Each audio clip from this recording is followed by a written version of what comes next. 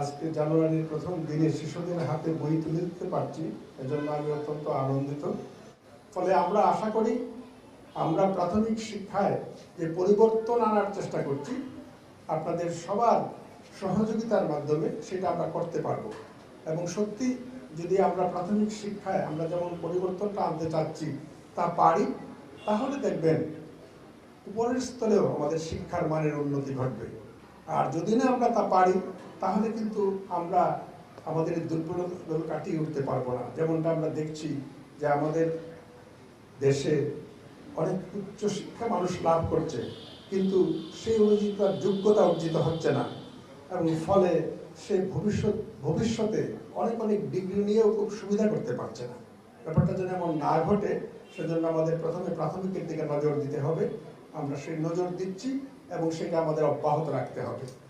আমি এখানে যারা অভিভাবক রয়েছেন তাদের উদ্দেশ্যে বলছি, আমরা আপনাদের জন্য কিন্তু বই তৈরি করছি, অভিভাবক নির্দেশিকা, এবং সেটা শিগগিরই আপনাদের হাতে পৌঁছবে। শিশুরা কিভাবে বড় হয়ে ওঠে, তাদের জন্য আপনাদের করণীয় কি, সেই সব বিষয়ে খুব সহজ ভাষায় ছবির মাধ্যমে আমরা বিষয়গুলো বর্ণনা করেছি এবং আপনাদের হাতে পৌঁছবে। প্রত্যেক অভিভাবকের কাছে এটা পৌঁছে দেব। কারণ আমরা মনে করি শিক্ষার জন্য তিনটা গুরুত্বপূর্ণ ফ্যাক্টর। প্রথমত হচ্ছে আমাদের শিক্ষার্থীরা, শিক্ষকগণ আর অভিভাবকগণ।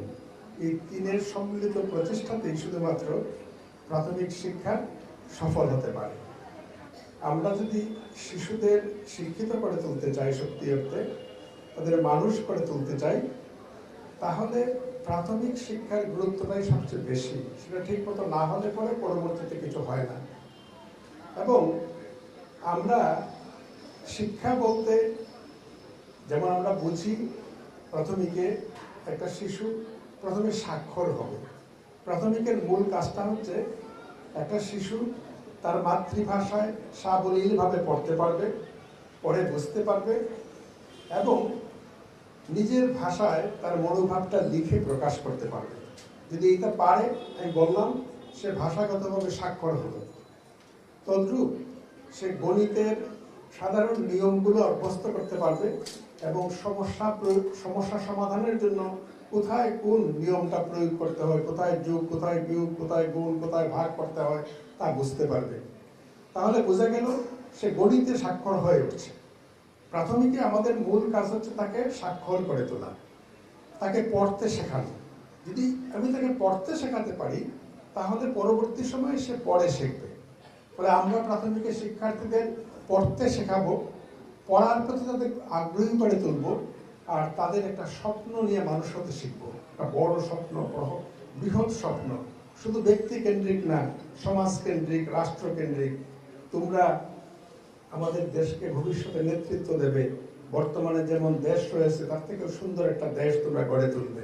সেই জন্য এবং সেই জন্য আমাদের এই শিক্ষার পাশাপাশি আমাদের অনেক সহশিক্ষা কার্যক্রম হয়েছে। জানেন, শিশুরা খেলতে শিখবে এবং এতে তারা আনন্দের সঙ্গে পড়াশোনা করবে, তাদের শারীরিক চর্চা হবে, যেটা খুব কম সুযোগ থাকে বর্তমান শহরের যে অবস্থাগুলো। সেই ক্ষেত্রে শিশুরা কবিতা আবৃত্তি করবে, তারা বিতর্ক করবে, তারা গান গাবে, তারা আঁকবে।